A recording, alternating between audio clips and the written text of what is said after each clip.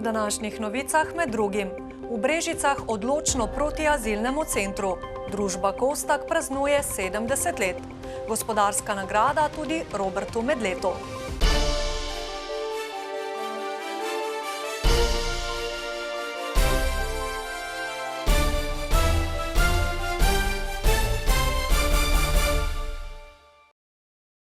Lepo pozdravljeni.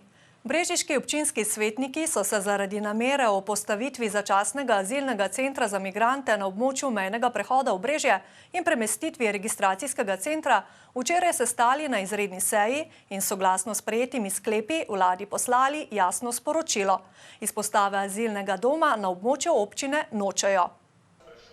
Upad kakovosti bivanja in varnosti občanov, kriminaliteta, ogrožena prometna varnost ter neposreden vpliv na gospodarstvo so le nekateri argumenti, ki jih je bilo slišati v uvodni obrazložitvi sklica izredne seje. Skupino predlagateljev in svetnike pa je predvsem zmotilo, da je bila odločitev sprejeta brez sodelovanja lokalne skupnosti. Tako pomembna tema in da se imamo tukaj nekega izločevanja in skrivanja je splošno in nekako sprejemljeno. Na seji so predstavili tudi sklepe skupne seje svetov krajevnih skupnosti Jesenice in Velika Dolina. Tamkajšnji krajani izpostavi azilnega doma ostro nasprotujejo. Kolikor ne boste upoštevali zgolj navedeno stališče širše lokalne skupnosti, ki šteje 2300 krajanov, smo pripravljeni v skladu s predpisom za zakonodajo izraziti svojo državljansko nepokorščino z zapiranjem mednarodnih mejnih prehodov in protestnim shodom. Po izčrpni razpravi so svetniki soglasno z 28 glasovi za sprejeli 5 predlaganih sklepov. Prvo je jasno povedano, da nasprotujemo sploh načinu vladi. Drugo je, da občina in pa občinski svet ne pristaja na nobene pogoje, kar se tiče azilnega centra. Nekako se strinjamo, da sodelujemo pri registracijskem centru. Medtem ko ta velja za zaprto območje, bi imeli prosilci za mednarodno zaščito v sosednjem azilnem centru možnost prostega gibanja. Jaz si res ne predstavljam, kako bo to funkcioniralo in moram reči, da tudi policija je imela danes kar veliko težav, da bi to obrazložila. Čeprav v Brežicah odločno sporočajo, da območje občine ni ustrezno za lokacijo azilnega centra, bo vlada pri tem, kot kaže, vztrajala. Pri tem je seveda upoštevala 3 vidike. Upoštevala je bližina naselij oziroma nenaselij, sam migrantski tok in pa to, da so prostori v lasti države. In kot smo videli, je 80% oseb zajetih prav na območju Brežic. Kakšne zmogljivosti naj bi začasni azilni center s kontejnerji in bivalnimi šotori imel, ostaja neznanka. Je vse to odvisno od samega migrantskega toka in od zasedenosti obstoječih kapacitet. A glede vladnega sklepa so v Brežicah po včerajšnji izredni seji neomajni in pri nadaljnjih postopkih ne bodo sodelovali. Pravijo, da so 2 leti iskali lokacijo, so se pogovarjali z lokalnim skupnostim, potem pa kar z nekim aktom moči sprejmejo sklep na vladi in to je za njih dejstvo. Jaz se bojim, da taka vlada nima prihodnosti. O napovedanem zaprtju mejnega prehoda pa dodaja: Jaz se tega ne želim, jaz upam na razsodnost te vlade in da bojo še enkrat o tem razmislili. Pričakovanja so torej jasna, škarje in platno pa v rokah vlade. Posnetek iz Brežic si v 2 delih poglejte na našem programu jutri oziroma v petek ob 19. uri. Tudi v Metliki je včeraj potekala izredna seja občinskega sveta, tema pa je bila zagotavljanje nujnega zdravstvenega varstva v občini. Po pregledu vladne uredbe o programih storitev obveznega zdravstvenega zavarovanja, zmogljivostih potrebnih za njegovo izvajanje in obsegu sredstev za leto 2024 se v Metliki bojijo, da bodo prikrajšani za 24-urno zdravstveno varstvo. Na izredno sejo so povabili tudi ministrico za zdravje, a se ni odzvala, kot tudi ne nihče z ministrstva. Pisni odgovor, ki naj bi pomiril skrbi občine, so dobili šele včeraj na dan seje. Za nas nobenega zmanjševanja v bodoče ne bo. Ko govorimo o tem prehodnem obdobju, govorimo do vzpostavitve satelitskih urgentnih centrov. Nas pa predvsem zanima, kaj potem. Se si spet ne želimo, da bi na nek način prišlo do tega, če so nas zdaj izključili pri tem osnovnem predlogu v debato, da potem nam spet ne bi samo ene rešitve ponudili, pa nad katero mi sploh ne bi imeli nobenega vpliva. Zmanjševanje urgentne pomoči v prihodnosti upravičujejo z vzpostavitvijo satelitskih urgentnih centrov, eden naj bi bil tudi v Črnomlju. Nekako imam občutek, ampak res imam občutek, napisano to ni nikjer, da si tak urgentni centri, kot ti SUC-i, nekako lastijo v prihodnosti naš kader, kar je za nas nesprejemljivo. Vsi pričakujejo, da bomo manjši zavodi, kateri zdaj čisto uspešno zagotavljamo neko obliko dežurne službe, 24-urno varstvo, tam dali kader. Direktorica je povedala, da nujna medicinska pomoč v Metliki deluje dobro, ima zelo dober odzivni čas, zdravstveni dom pa je eden redkih zavodov, ki nima kadrovskih težav. Svetniki so glede nove uredbe zaskrbljeni. Že v tem trenutku imajo kar nekateri zdravstveni domovi v Sloveniji velike probleme, že združujejo se in bojim se, da bomo počasi šli vsi, ne govorim samo za Metliko, ampak nasploh, da bomo vsi zavodi šli po tej poti. Če ti nekaj ne pripada, bojo pustili, da se samo od sebe ugasne.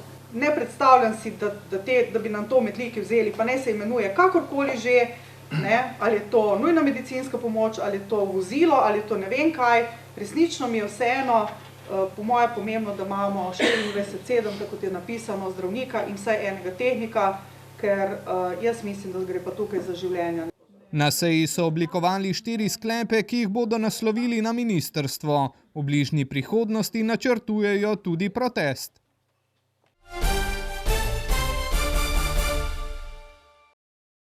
Komunalno in gradbeno podjetje Kostak obeležuje 70 let, odkar se je začela zgodba družbe in zatem skupine. Ob tej priložnosti so v Kulturnem domu v Krškem pripravili slovesnost za poslovne partnerje in predstavnike organizacij, s katerimi sodelujejo. V Kostaku skrbijo za odvoz odpadkov iz 10 000 gospodinjstev in 1000 podjetij v mestni občini Krško in občini Kostanjevica na Krki. S pitno vodo oskrbujejo 25 000 uporabnikov in upravljajo z 860 kilometri vodovodnega omrežja. Vzdržujejo 200 kilometrov kanalizacijskega omrežja in 800 kilometrov cest. Zadnje desetletje je zaznamovala nenehna rast, je poudaril prvi mož skupine. Smo prišli do številke 152 milijonov skupne realizacije v letu 2023.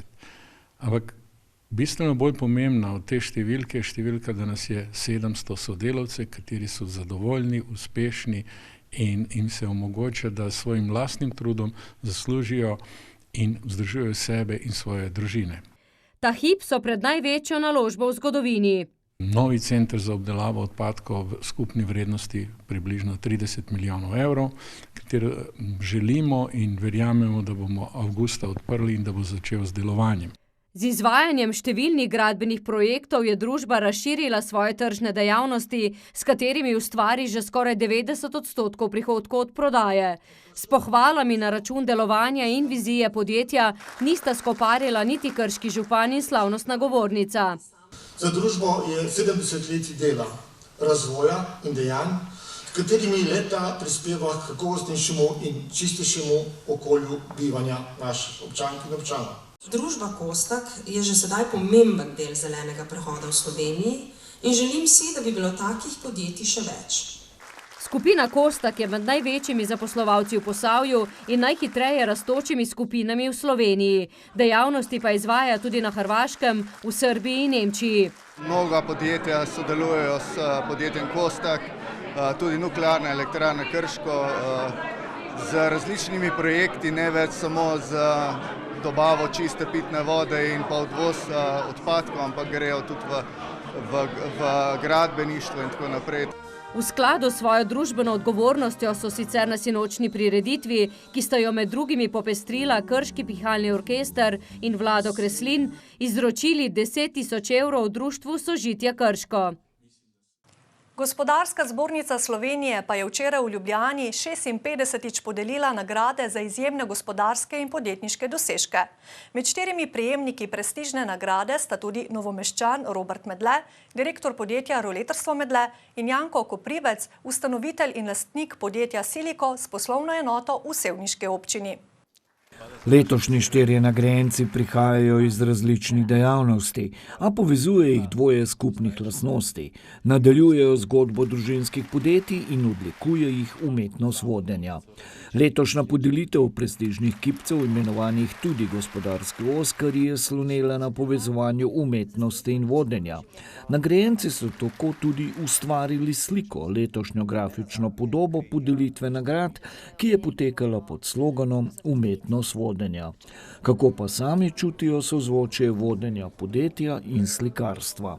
Ja, meni v bistvu bolj šport leži kot umetnost. Ne, da nisem podpornik umetnosti, tudi spremljam, ampak nekaj sem v športu bolj in nekako bolj svoje podjetje si predstavljam kot vodenje neke reprezentance, kjer je neka ekipa, kjer je treba vse pozicije imeti dost močne. Vodenje tima je sigurno umetnost tega podjetja ali pa ljudi. Predvsem je pa umetnost spreminjanja na samega sebe. Kako se z rastjo podjetja sam spremeniti in prilagajati novim razmeram, ki so vsak dan drugačne. Prejemniki nagrade Gospodarske zbornice Slovenije so gospodarstveniki, ki trajnostno ustvarjajo presežke in imajo večletne odlične rezultate. Moram reči, da smo v zadnjih 3 letih rastli 10% v produktivnosti, se pravi, smo porabili 10%, vsako leto porabimo 10% manj časa, kot leto prej za isto dosežen rezultat. 70% naše realizacije so ustvarili Sevnici in vsa produkcija ali pa vsi ti so tam. Doseganje dobrih poslovnih uspehov je v današnjih razmerah postalo prava umetnost, je poudaril prvi mož GZS-ja. Nagrajujemo poslovno uspešna podjetja, ki dosegajo in ohranjajo dobre poslovne rezultate na daljši rok in to pod istim vodstvom. Predsednica republike Nataša Pirc-Musar je v govoru izpostavila, da ni močne in dobre socialne države brez močnega gospodarstva. Do tega trenutka, torej do te podelitve, 364 gospodarstvenikov in 30 izjemnih gospodarstvenic, prejemnikov nagrade Gospodarske zbornice Slovenije.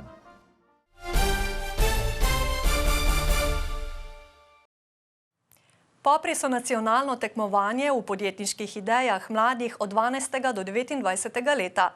V jugovzhodni Sloveniji se je na letošnji regijski predizbor prijavilo 42 ekip, od tega 20 v osnovnošolski, 13 v srednješolski in 9 v kategoriji mladih do 29 let. Svoje podjetniške zamisli je dopoldne pred komisijo predstavilo 12 najbolje ocenjenih v vsaki kategoriji. Zanimanje mladih za popre, letos so jih v podjetniškem inkubatorju Podbreznik izvedli že 6. vsako leto narašča. Mlade pritegnajo seveda nagrade, za osnovnošolce in srednješolce tudi točke za Zoisovo štipendijo in pa tudi v bistvu sama izkušnja, da lahko delajo nekaj drugačnega, kot delajo tekom pouka. Vsaka ekipa je skušala v 5 minutah kar se da izvirno predstaviti svoje podjetniške ideje. Naslednjih 5 minut pa je pripadlo komisiji za vprašanja. Grmska ekipa je ustvarila fotkarijo. To je v bistvu fotoknjiga, ki spodbuja najstnike, da svoje spomine nalepijo dejansko in jih shranijo, ker današnji najstniki sploh ne razvijajo več fotografij v fizično obliko, imajo jih preveč na telefonu. Mene v bistvu ful zanima podjetništvo, to podjetniško razmišljanje, v bistvu cel proces, poprov, torej od začetne ideje do realizacije, zato mi je to všeč. Mladi si podjetniško zamisel izberejo sami, lotevajo pa se širokega nabora aktualnih področji. Pridobila sem, kako začeti neko podjetje, tudi kako izračunati stroške pa prihodke, da ne padeš potlej v minus, pa kaj v bistvu mora imeti neko podjetje, da je res dobro. Razvijajo kompetence sodelovanja, podjetništva, glavno sodobno tehnologijo uporabljajo. Najboljše 3 ekipe iz vsake kategorije se bodo 4. aprila udeležile državnega tekmovanja Popri v Novi Gorici. Z mladimi zaključujemo današnje novice. Hvala za pozornost, naredite si prijeten večer in lahko noč.